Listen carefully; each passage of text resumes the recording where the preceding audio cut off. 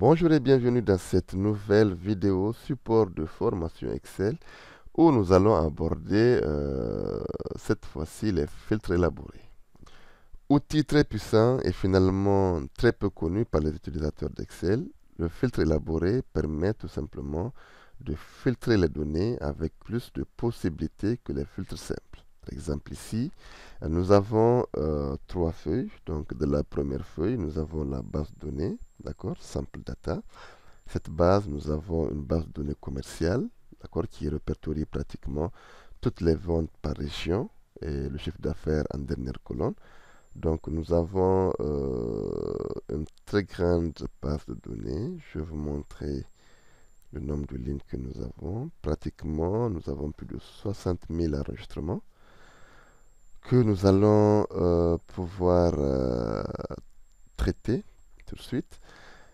Dans la deuxième feuille, nous avons la partie où nous allons exporter par critère notre base de données. Et de la troisième, nous avons ici les paramétrages que nous avons fait pour créer des listes déroulantes. Pour cela, je me bascule dans l'onglet filtre et je vais choisir quelques critères de filtrage. Par exemple, je vais prendre quel critère. Donc, je prends le road 450. Je voudrais avoir les enregistrements du 12 janvier 2008, d'accord, au 31 janvier 2008. Alors, une fois que j'aurai cliqué sur ce bouton, comme vous le constatez, donc directement le filtre élaboré m'exporte les données entre la date du 12 janvier et le 31 janvier 2008. Nous allons changer de date pour extendre un tout petit peu. Donc, 1er janvier 2008, d'accord, et nous allons cliquer sur le bouton rechercher. Automatiquement, la recherche est élargie, d'accord. Nous avons ici depuis le 11, alors, et nous descendons jusqu'au 24 janvier, d'accord. Si nous changeons, par exemple, ici, je sélectionne, par exemple, la région. Donc, pour la région, je prends North America, d'accord. Et là, je vais extendre la plage de recherche. Donc, je mets 31 janvier 2009. OK. Et automatiquement, quand je clique sur le bouton rechercher, comme vous le constatez, nous avons une large plage de données qui est exportée vers la feuille filtre. Alors, vous voulez comprendre comment ça marche? Et là, on se retrouve juste après l'intro.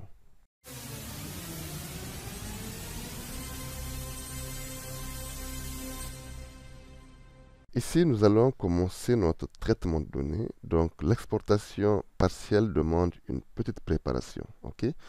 Prenons comme hypothèse que nous souhaitons évidemment exporter toutes ces entêtes-là. D'accord? Alors, pour cela, nous allons copier ces entêtes-là. D'accord? Et nous allons nous basculer de la feuille filtre. OK. Attention, ce que je vous montre ici est très primordial. Nous allons coller les mêmes entêtes et les mêmes caractères dans la feuille filtre.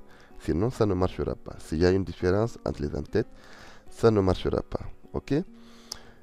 Secondo, nous allons créer ici notre base de filtrage. D'accord? Et là, j'ai déjà préparé pour gagner un tout petit peu de temps. Voilà, pour cela, j'ai fait une liste déroulante ici en cascade. Si par exemple, je sélectionne pays, automatiquement dans ma liste déroulante qui suit, donc j'aurai tous les pays. D'accord? Ce n'est pas compliqué. Là, vous savez déjà le faire. Si je sélectionne par exemple client, donc automatiquement, nous allons avoir tous les clients. Alors ici, nous allons créer notre plage de critères. Vous constaterez qu'ici, j'ai mis date de vente, et là, j'ai mis date de début, date de fin. Dans la plage de critères, il faudrait qu'au niveau des entêtes, que nous ayons la même écriture. Sinon, ça ne marchera pas. D'accord? Je considère cette plage de données comme critère, mais j'afficherai cette base de données de critères dans mes recherches. OK? Alors, ce que nous allons faire quelques petites formules pour pouvoir joindre ces cellules-là. Pour la première formule, je vais tout simplement faire le signe égal. Alors là, je me réfère à cette cellule-là, donc est égal à C1, tout simplement. Comme ça, si je sélectionne une autre donnée, automatiquement, cette donnée-là va changer. OK? La date de vente, il n'y a pas de problème. OK? Et là, nous allons créer une petite formule qui va dire tout simplement si cette cellule-là est égale à du vide, donc du guillemets, alors je veux une étoile. Une étoile veut dire tout simplement, donnez-moi tout ce qu'il y a comme région. D'accord? Si je choisis client, alors tous les clients. Si je choisis pays, tous les pays. D'accord? Sinon, ça veut dire si la cellule n'est pas vide, alors tu me donnes la donnée qui se trouve dans la cellule. Tout simplement. Là, si je sélectionne une donnée, par exemple la région North America, automatiquement ici, j'ai North America. OK? Alors, très facile. Pour ces deux formules que nous allons insérer, là, il va falloir que nous réfléchissons. OK? D'abord, avant de faire le paramétrage, j'aimerais d'abord vous montrer quelques petits détails très importants. Nous savons que les dates sont des chiffres. Par exemple, si je mets ici le 1er janvier 1900, d'accord, c'est un chiffre. Si je mets par exemple le 31 décembre 3000, l'an 3000 aussi, c'est un chiffre. Alors, nous allons formater. Je fais l'onglet accueil. Et je prends tout simplement le format standard. D'accord? Et vous constatez qu'ici, le 1er janvier 1900, c'est le chiffre 1. Le 31 décembre l'an 3000, c'est le chiffre 402 133. Alors, nous allons utiliser ces données-là dans notre formule pour pouvoir créer une plage de date. D'accord? Je me bascule de la première date qui coïncide avec la date de début et je mets ma fonction ici. Alors, si cette cellule de début est égale à du vide, donc du guillemets, alors je voudrais avoir toutes les dates qui soient supérieures ou égales au 1er janvier 1900. D'accord? C'est très important. Pour écrire supérieur ou égal au 1er janvier 1900, alors je mettrai un guillemet, je mets supérieur ou égal, et je mets le 1 qui coïncide avec le 1er janvier 1900. Là, je ferme le guillemet et je passe au prochain argument qui est valeur s'il faut. Alors, si la cellule n'est pas vide, donc là, je voudrais, comme d'habitude, toutes les dates supérieures ou égales. Attention, ici, je ferme le guillemet et je concatène avec la cellule date de début. OK? Et là, je valide. La cellule est vide, alors je reste supérieur ou égal à 1. D'accord? Là, nous sommes dans les critères calculés. Et c'est ça la force en réalité du filtre élaboré. Ensuite, ma deuxième formule de la date de fin. Donc, je fais toujours la fonction si. Si ma date de fin ici est égale à du vide, donc du guillemets, alors toutes les dates qui soient inférieures cette fois-ci ou égales 31-12 l'an 3000. Donc je fais tout simplement inférieur ou égal. J'insère le nombre 402 133. OK?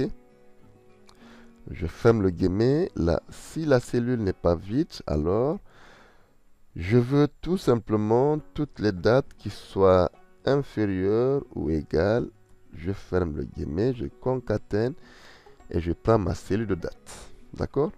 Je ferme la parenthèse et je fais OK. Là, je peux tranquillement supprimer mes données.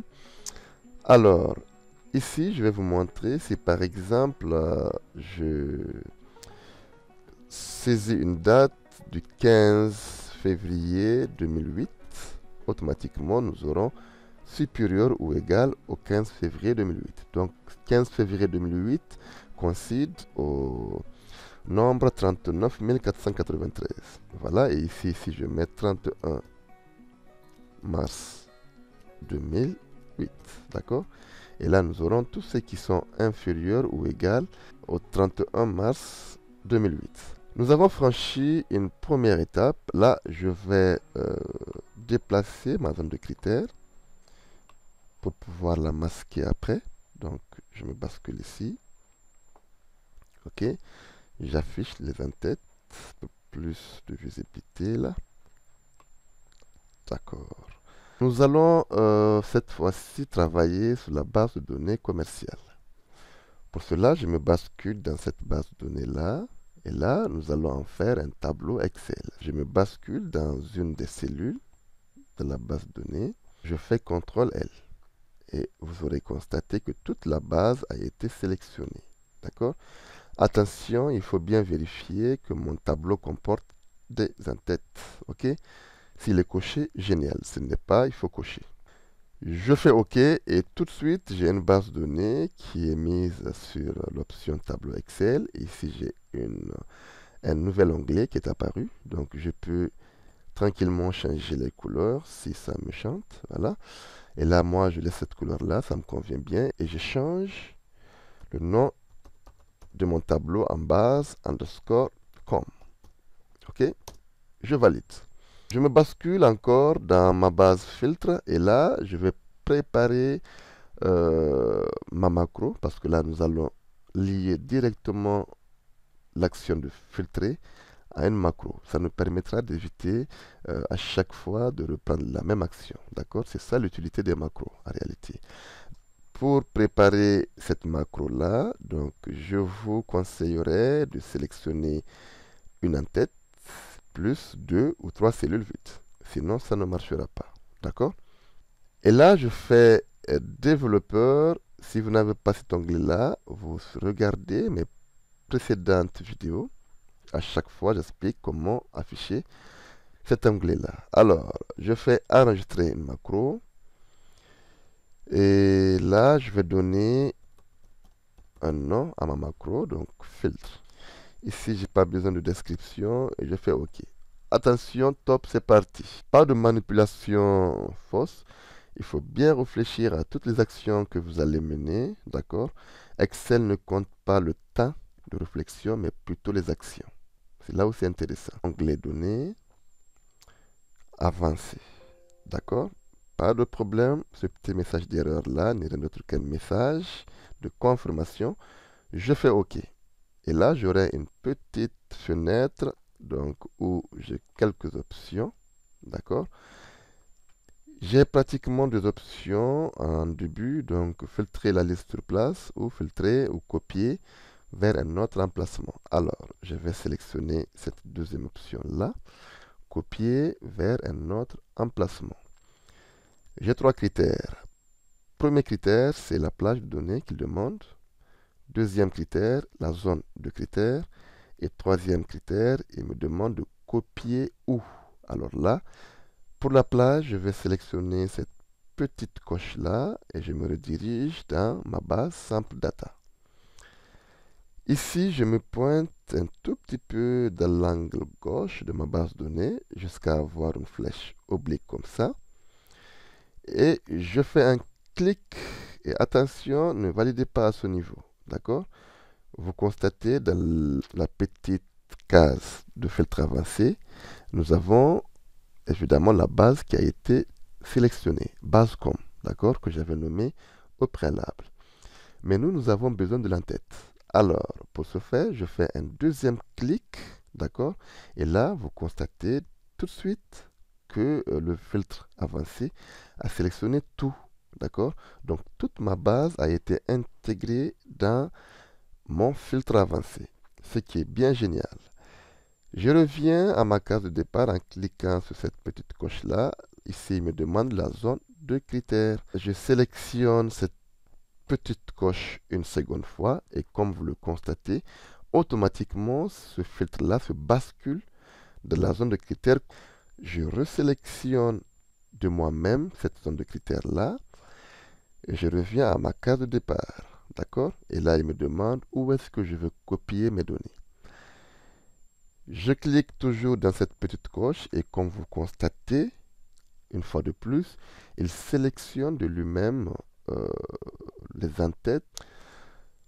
Et là, je viens de ma petite coche, extraction sans doublon. Je ne veux pas. Et là, je fais OK. Tout simplement, donc, toutes les données entre le 15 février 2008 et le 31 mars 2008 se sont exportées. Et je pouvais bien vous le montrer. Alors, arrêtez la macro. Je fais développeur, arrêter l'enregistrement. Alors, nous allons peut-être changer une autre région. Par exemple, je prends Europe, d'accord? Et je vais octroyer cette macro à mon bouton. Et je vais octroyer la macro à ce bouton-là. Je sélectionne la macro, elle est là, c'est filtre. Alors, macro dans ce classeur. Et je fais OK. Je vais d'abord créer une deuxième macro pour effacer le contenu. Je me place dans l'entête, développeur, enregistrer une macro, d'accord? Et là, je mets effacer. Je veux cette macro dans ce classeur, pas de description, je fais OK, d'accord? Et là, je descends tout de suite sur cette cellule-là et je fais CTRL-SHIFT, flèche droite, CTRL-SHIFT, flèche basse. Alors, j'appuie sur la touche Delete et là, je reviens sur ma case de départ, c'est la région. Je fais développeur et arrêter la macro. Alors, je vais octroyer cette macro-là, effacer à mon bouton. Effacer, tout simplement. Je vais cliquer sur le bouton rechercher pour trouver si Europe entre le 15 février et 31 mars, il a opéré. Donc, je ne vois aucune donnée. Alors, je continue, je viens 2010. Je fais une recherche. Automatiquement, nous avons des données depuis 2008 jusqu'au 31 mars 2010. Voilà, donc nous avons jusqu'au 29 mars 2010. Alors nous allons essayer le bouton effacer. Je clique une seule fois et automatiquement, comme vous le constatez, toute la base a été supprimée. Mais nous allons corriger une petite erreur ici.